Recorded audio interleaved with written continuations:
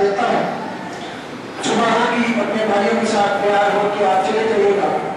یہ بات جب برادران یوسف نے سنی ان کی خوشی کی انتہا ہی نہ رہی. دل ہی دل میں کہنے لگے کہ اب ہمارا منصوبہ کامیاب ہو جائے گا, کوئی طاقت نہیں روک سکتی ہمارے منصوبے کو, ہم کامیاب ہو کے رہیں گے. پھر عزیزہ نے کہا رات جو ہے وہ گزر جاتی ہے. اب صبح آپ کو جانا ہے, صبح کا وقت آتا ہے. جناب یعقوب علیہ السلام خود اٹھاتے ہیں آپ کو, آپ کا سر دھلاتے ہیں, آپ کو نہلاتے ہیں, اس کے بعد پاک صاف کپڑے پہناتے ہیں, خوشبو سے معطر کرتے ہیں. اس کے بعد جناب ابراہیم علیہ السلام کو جب نارے نمرود میں ڈالا گیا تو جبرائیل علیہ السلام ایک طرح ایک جبہ مبارک, ایک قمیص مبارک جنت سے لے کر آئے. وہ جناب ابراہیم علیہ السلام کو پلائے, وہی قمیص جناب یعقوب علیہ السلام کے پاس موجود ہے. آپ نے وہ قمیص تعویذ بنا کر جو ہے جناب یوسف علیہ السلام کے کندھے میں باندھی. اس بات سے ہمیں تعویذ کے ہونے کی بھی دلیل ملتی ہے کہ جناب یعقوب علیہ السلام نے بھی یوسف علیہ السلام کو ایک چاندی کے خوئی میں وہ تعویذ بنا کر آپ کے کندھے مبارک پہ باندھ دیا. اب عزیزان گرامی شہر کنان ہے اور اب آپ اس جگہ پہ جا رہے ہیں, والد گرامی بھی سارے فرزند مل کر, بھائی سارے مل کر جا رہے ہیں. شہر کنان میں ایک سایہ دار درخت ہے, بہت خوبصورت درخت, بڑا درخت, اور جس طرح ایک چیز شہر میں فیمس ہو جاتی ہے اس کو بہت لوگ پسند بھی کرتے ہیں, بہت مشہوری ہو جاتی ہے اس کی, اسی طرح اس درخت کی بہت مشہوری ہے. سب سے پرانا درخت, بڑا درخت, سایہ دار اور خوبصورت درخت تھا. وہ ایک جگہ مقرر کی ہوئی تھی, لوگ اپنے مسافروں کو وہاں پہ لینے بھی آتے تھے, وہاں پہ چھوڑنے بھی جایا کرتے تھے. اس طرح آج کل کے دور میں بس اسٹاپ آئی ہیں, ایئرپورٹ, ریلوے اسٹیشن کے لوگ اپنے مہمانوں کو چڑھانے بھی جاتے ہیں, لینے بھی جاتے ہیں. اسی طرح زمانے میں وہ درخت تھا کہ وہ مشہور جگہ تھی کہ جس نے آنا ہے, کسی دوسرے شہر سے تجارت کر بھی آ رہا ہے, اگر اس کو کسی نے لینے آنا ہے تو وہ درخت کے نیچے کھڑا ہوتا ہے. ایک نشانی مقرر کر دی گئی کہ اگر کسی نے اپنے مہمان کو لینا ہے, مسافر کو لینا ہے یا چھوڑنے آنا ہے تو وہ درخت کے نیچے آتی ہے. اسی طرح اب جناب یعقوب علیہ السلام اور ان کے تمام بیٹے بھی مل کر جناب والا اس درخت کے نیچے بیٹھ جاتے ہیں. اب رخصتی کا وقت آ گیا ہے, رخصت کرنے لگے. جب درخت کے نیچے پڑتے ہیں جناب یعقوب علیہ السلام فرماتے ہیں بیٹھ جاؤ, سارے بیٹھ جاتے ہیں. جناب یوسف کو اپنی گود میں اٹھا کے بٹھا لیتے ہیں. یوسف علیہ السلام کو جو گود میں بٹھاتے ہیں اور اس کے بعد آپ فرماتے ہیں کہ اے میرے بیٹوں فرزندوں, آخری نصیحت سن لو. آخری نصیحت یہ ہے کہ یوسف تمہارے والد گرامی کی امانت ہے, دیکھنا پورا پورا خیال رکھنا, ایک ذرا برابر بھی ان کو تکلیف نہ پہنچے, پیاس لگے تو ٹھنڈا پانی پلانا, دھوپ میں ذرا مت پھرانا, کہیں یہ تھک نہ جائے, ان کے پھول جیسے نقصان کو نہ آ جائے. جب یہ پوری بات سنی فرزندوں نے پوری طرح اعتماد ملایا کہ بہادر بھائی لالا ہونا حافظون, ہم تو ان کے نگہبان ہیں, ہم تو ان کے محافظ ہیں, آپ کو فکر کرنے کی ضرورت ہی نہیں. قرآن فرما رہا ہے, بھائیوں نے کہا انا لنحن حافظون, کہ پروردگار ہم تو ان کے خیر خواہ ہیں, نگہبان ہیں, ہم ان کو کس طرح پریشانی مبتلا کر سکتے ہیں. جب یہ بات انہوں نے کہی اس کے بعد جناب یعقوب علیہ السلام, آپ یہودا جو جناب یوسف کا بھائی ہے, وہ یہودا سے آپ مخاطب ہوئے اور فرمانے لگے یہودا آپ کو میں خاص طور پر کہہ رہا ہوں کہ آپ نے یوسف علیہ السلام کا خاص طور پر خیال رکھنا ہے. میں اپنے نور عین کو, نور نظر کو, جان فکر کو آپ کے حوالے کرتا ہوں اور دیکھنا کسی قسم کی تکلیف نہ پہنچے. یہودا نے آپ کی ذمہ داری اٹھا لی. اس کے بعد جناب یعقوب علیہ السلام نے یوسف علیہ السلام اور اپنے فرزندوں کو روک سکتا تھا. کیونکہ وقت کم ہے, مختصر کر عرض کر رہا ہوں, کیونکہ آخر میں چاہتا ہوں کہ ایک کرامت حضور شیخ بردار کی ہو. تو 5 منٹ رہ گئے ہیں, کوشش کرتا ہوں کہ پوری بات کمپلیٹ کروں. عزیزان گرامی, جناب یعقوب علیہ السلام نے جناب یوسف علیہ السلام کو رخصت کیا. بھائیوں نے بڑے پیار احترام اکرام کے ساتھ آپ کو کندھے مبارک اٹھایا, کندھوں پر اٹھا کے آپ کو بٹھا لیتے ہیں. اس کے بعد بڑی ہی پیار محبت کی گفتگو شروع کر کے جنگل کی طرف لے کے جا رہے ہیں. اب عزیزان گرامی, سید المفسرین ابن عباس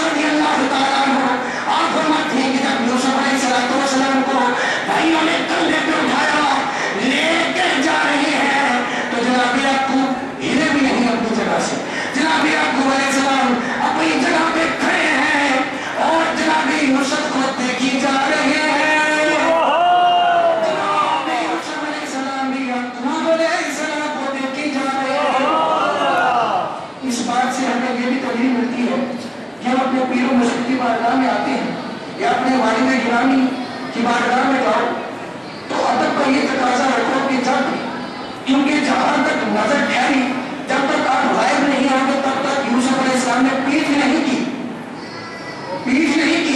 منہ یعقوب علیہ السلام کی طرف ہے دیدار کری جائے جب تک نظروں سے غائب نہیں ہوئے جب تک نظروں سے عاجل نہیں ہوئے اس سے یہ دلیل ملتی ہے کہ جب تک اپنی پیر و مرشد کی بارگاہ میں آؤ اور جب تک اتنا دور نہ چلے جاؤ کہ پیر و مرشد کا چہرے ابرس چھپ نہ جائے تب تک پیچھ مت کرو یا اپنے والد گرامی سے مل کے آؤ اس وقت تک پیچھ نہ کرو جب تک آپ کی نظروں سے آپ کے والد گرامی عاجل نہ ہو جائے یہ بات سے دلیل ملتی ہے جناب یوسف اور یعقوب علیہ السلام کی سنت بھی ہے بات سے دلیل ملتی ہے عزیز والد گرامی آپ کو کندھوں پر اٹھا لیا اتنی دور چلیں گے کہ آپ نظروں سے غائب ہو جاتے ہیں جب تک نظروں کے سامنے تھے باری باری ایک دوسرے کے کندھوں پہ اٹھاتے رہے اور پیار محبت کی گفتگو بھی کرتے رہے لیکن جب نظروں سے اوجھل ہوئے اٹھا کے زمین پہ پٹک مارا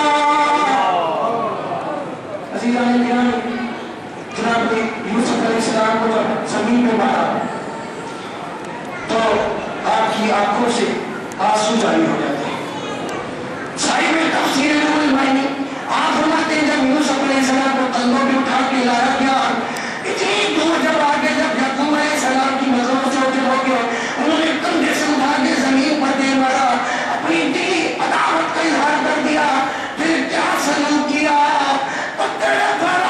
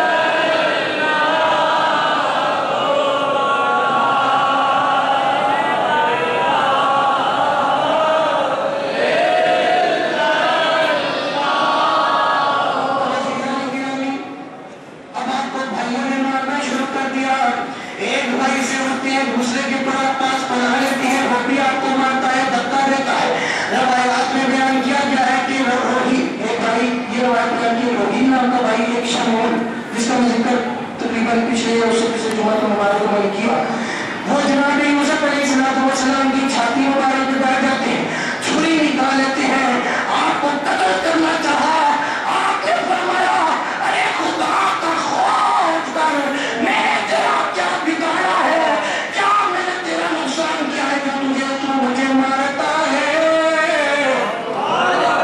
ساتھ آنکھوں میں آنسو جاری ہے اور فرماتی ہے فرمانا کس کو نہیں اپنے ابا جان کو ابا حضور اگر آج آپ ظاہری طور پہ موجود ہوتے آپ کی آنکھوں میں بھی آنسو ہوتے کہ آپ کے بیٹے آپ سے کیا ہوا وعدہ کتنی جلدی پورا گئے. اب ایک اور روایت میں بیان کیا جاتا ہے کہ جناب یوسف علیہ السلام مسکرانے لگے. یہودا نے پوچھا کہ مسکراتے کیوں ہیں؟ یہ کوئی خوشی کی بات ہے؟ کہنے لگے مسکراہٹ سے یہ رہا کہ ایک دن میں نے اس بات پہ فخر کیا کہ جس کے بھائی اتنے طاقتور ہیں اتنی قوت رکھتے ہیں کو پریشانی کی ضرورت ہی نہیں ہے کوئی دشمن نہیں آگے ٹکرے گا لیکن آج اس خیال کے متبادل اللہ نے تمہیں میرا ہی دشمن بنا دیا ہے تم مجھے ہی ظلم و ستم کرنے لگ گئے ہو مجھے ہی مارنے لگ گئے ہو تو میں نے آج یہ سوچ لیا ہے کہ خدا کا راز پتہ چل گیا ہے کہ خدا کے علاوہ کسی اور پر بھروسہ مت کرو.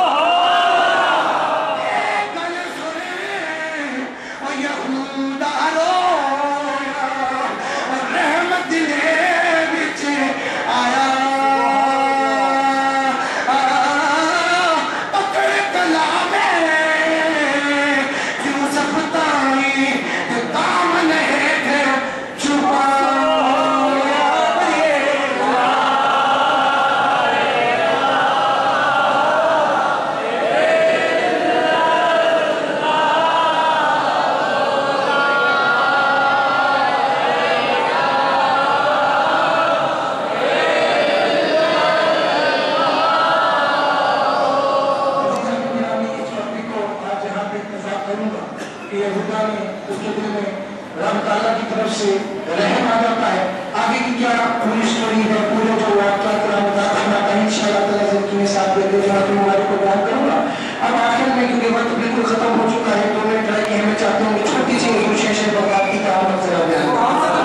اگر تمہیں نماز سے آخری بات ہے تو ہم کر رہے ہیں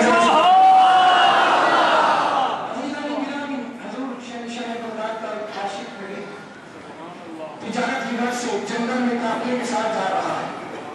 اس کے ساتھ مال سے بھرے ہوئے 10 اونٹ ہیں.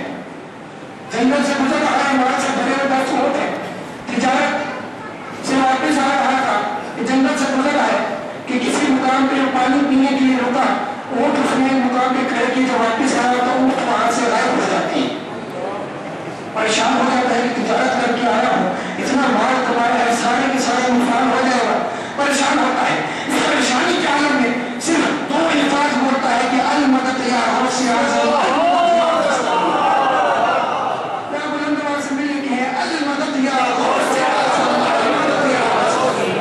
المدد یا غوث اعظم, المدد یا غوث.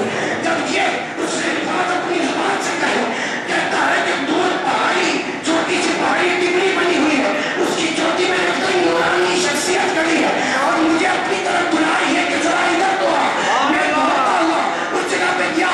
وہ نورانی شخصیت جو ہے خوبصورت چہرے والے تو غائب ہو جاتی ہے, لیکن جب اس چوٹی کے ٹکڑی کے دوسری سائڈ میں رہتا تو میں 10 کے 10 اونٹ وہاں پہ کھڑے.